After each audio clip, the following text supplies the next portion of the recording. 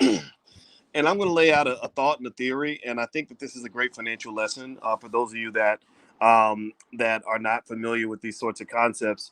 And it has to do with this thing called fiduciary responsibility. Now, give me a yes or no if you've ever heard the term fiduciary responsibility at some point, if you kind of have an idea of what that means. Give me a yes or no. All right. So, fiduciary responsibility, for those who aren't sure, means basically that, and actually, let me know if you can hear me. Give me a yes in the chat if you can hear me, okay? Fiduciary responsibility means basically that it's my job to look out for you. Like I'm supposed to have your back. My interests are supposed to be your interests.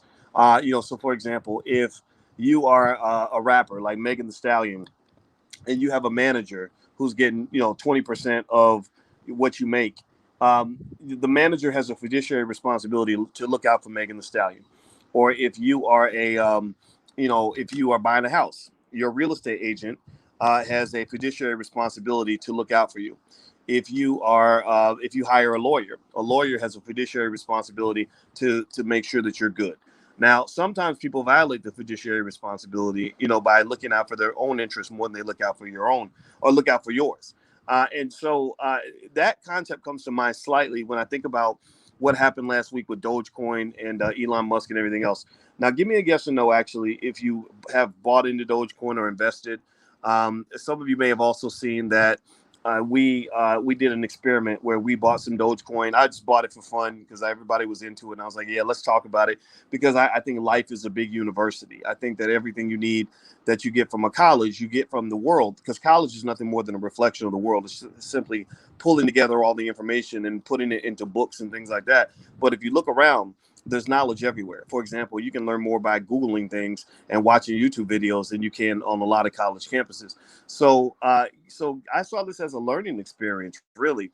And so basically, I said, okay, let's buy some Dogecoin. Let's see what happens. I'll report the results. So we bought it. I think our average price point was about maybe 49 cents, which was a little bit late. A lot of people bought. Some of y'all were lucky. Some of y'all bought at 5 cents, a penny, 10 cents. And if you did, congratulations. I think that's really cool because right now Dogecoin's trading about 50 cents. So that means if you invested $1,000 in Doge at 10 cents, then your thousands turned into 5,000. If you invested 5,000, then that 5,000's turned into 25,000, right? You did a great flip, and I'm happy for you. But the thing that's interesting is a lot of the Dogecoin price was driven not by any sort of investing fundamentals at all. Like there's nothing in any financial textbook anywhere that's going to justify the price of Dogecoin. It was driven strictly by hype, by people just making other people believe, like people who have the ability to make things real, making them real. And Elon Musk was kind of the number one driver behind that, right? Elon Musk was the guy. Like Elon Musk and Dogecoin were kind of inseparable. And everybody knew that when Elon was going to go on SNL, that Dogecoin was going to come up because that's kind of been his thing.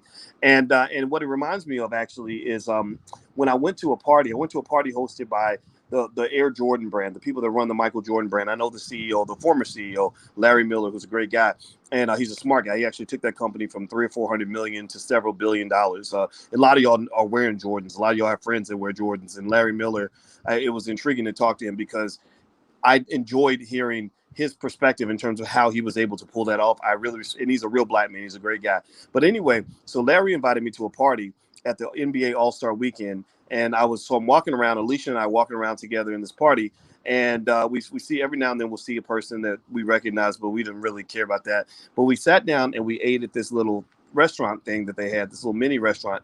And when we sat at this little mini restaurant, there's this guy, this real big fat white dude that sat next to me who he's kind of obnoxious, kind of cocky, and but I didn't care about that. But you could tell he felt like he was somebody, like he was important. So I just sat next to him. And I didn't tell him anything about who I was or anything. I just said, so what do you do? What brings you here? And he said, I was the creator of the Air Jordan brand.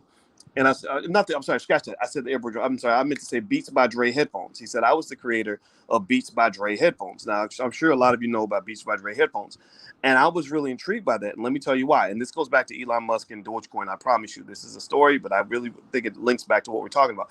And I talked to him and I said, you guys did an amazing job with marketing because I was really fascinated by how you guys were able to take these headphones that didn't have any intrinsic value. Like these headphones are no different from any other headphones that are out there in terms of quality. There's other headphones out there that have the same quality that you can buy for maybe 1/5 of the price, and you created value. You made them valuable in the minds of the consumer. I said I was really impressed by how, by putting these headphones on celebrities.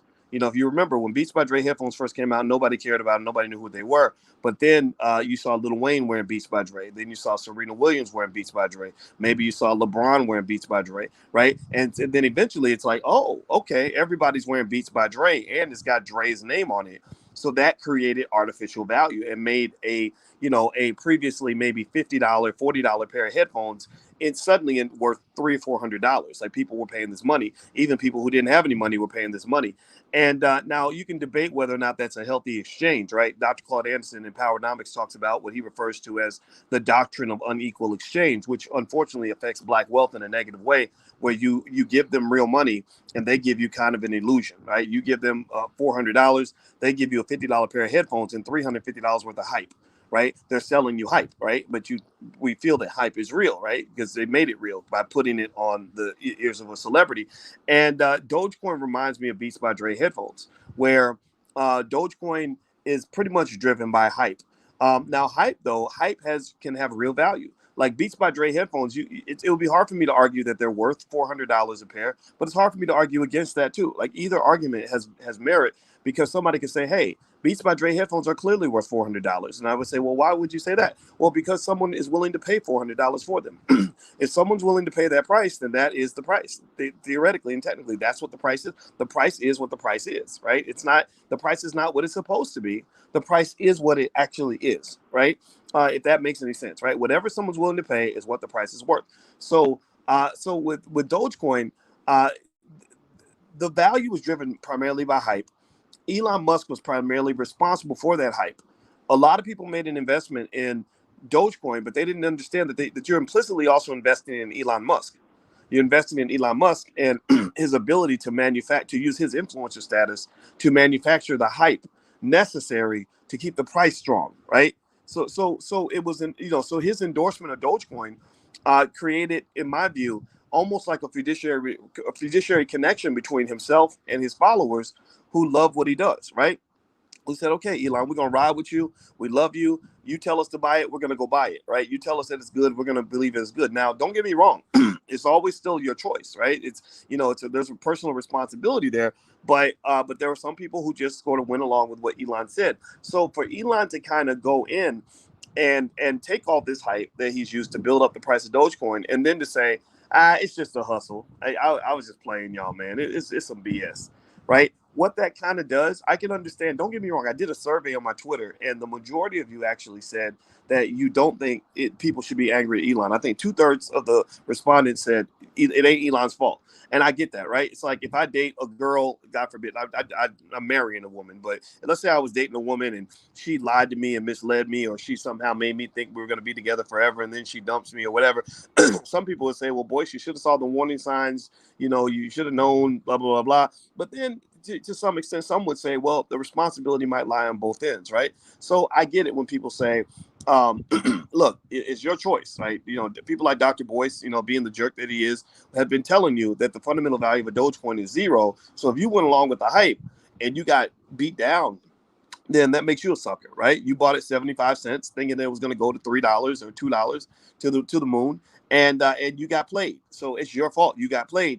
But then there are other people, though. There's that third who said, no, Elon did, kind of mess things up. And here's the merit to their argument, in my view, is Elon created this assumption, this connection, this trust. And remember, one of the most fundamental components of a financial market is trust. If you don't have trust, then you have no value. Like, no one does business with people they don't trust. You don't make love with people you don't trust. You don't do anything with people you don't trust, right? So trust is fundamental in economics, in love, and everything else. If you don't have trust, everything's dead, right? So basically, there was a trust created between Elon and his followers that Elon was going to be the guy who was going to do for Dogecoin what that white dude at the Jordan party did for Beats by Dre headphones. That Elon Musk was going to be the guy who took something that wasn't real and made it real. Elon Musk was going to be the guy that was going to make Pinocchio into a real boy, right? He was going, and people believe that, right? And I don't blame them for believing that, right? Because here's the thing, Dogecoin can become as real as people make it. Everything that's real in this economy is only real because human beings believe in it. For example, dollars are real because the world believes in the dollar. If the world stops believing in the dollar, then the dollar will cease to have value, right? So ultimately, or think about it like this: have you ever imagined doing business with a person where all they value is money? They'll do anything for money, money over everything. That person, if you give them money, then you can get them to do whatever you want. But imagine dealing with a person who doesn't care about money, who says, look, I got enough money, or I don't need your money, I don't want your money, right? Well, then suddenly that thing that had all this value has no value, right? It can't get anything done. It can't create any sort of real, progress or traction. It's not going to make any difference whatsoever. So Dogecoin can be real. It could be real. If you had guys like Elon Musk and Mark Cuban and other celebrities convincing institutional investors with billions of dollars to start making moves on Dogecoin, and getting Dogecoin involved in some sort of circulatory networking effect where there's a real economy where people are actually trading real Dogecoins for real money, they could actually make it real. But the fact that Elon got on SNL and said Dogecoin is a hustle, suddenly it's like, oh, it was a big joke.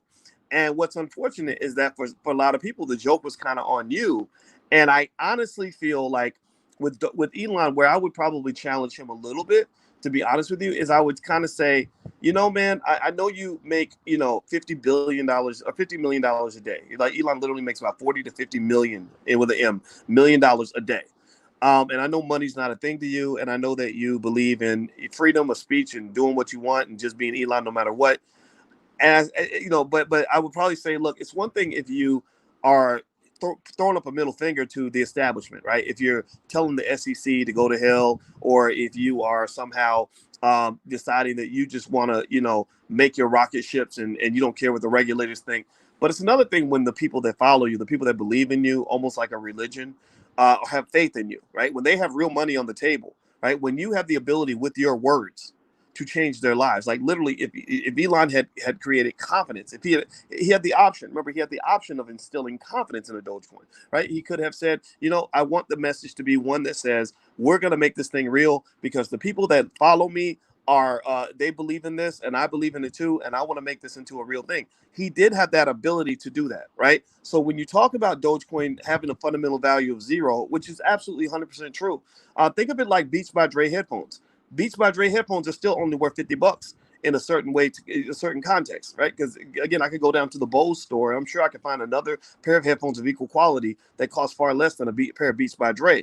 But that value, that hype, that brand association, that the idea that people believe in that value is what makes it all become kind of a real thing, right? So is Dogecoin real? Is it not real? It's everything. It's all of that, right? So I that was my thought for today, and I think that that's a great way to kind of look at economics and financial markets, and I wanted to lay that out and help you see it. Another way, a final way to kind of see it might be if you ask, let's say you ask somebody like, who's the prettiest girl in school, and if someone says, well, if you look at the scientific studies, studies show that the most attractive female is the one whose eyes are exactly 2.2 inches apart, whose lips are shaped in a specific way, who have long hair as opposed to short hair, who have a certain waist to hip ratio or whatever, right? You can put all that on a piece of paper. But then let's say that there's another girl who's not rated scientifically as the prettiest girl, but all the boys want to date her. Well, some would say, well, no, she's the prettiest girl because when we took a vote, all the boys wanted to go date that girl and not the girl that checks all the boxes. Do you follow me? So in a way, with a financial asset, it's the same way. The prettiest asset, the most valuable asset, is really a lot of times in the eye of the beholder. It's not always driven by some sort of magical fundamentals that we can link into that will tell us the ultimate truth. Okay. So anyway, that's my 2 cents on the issue. I know some of you might agree or disagree, and it's okay if you do or not. But I thought that would be a great way for us to start class today, in terms of you walking away with something that sticks in your brain and helps you to make financial decisions. Now, one more thing I want to remind you guys is that so now what I'm going to do is I'm going to answer your questions you submitted first.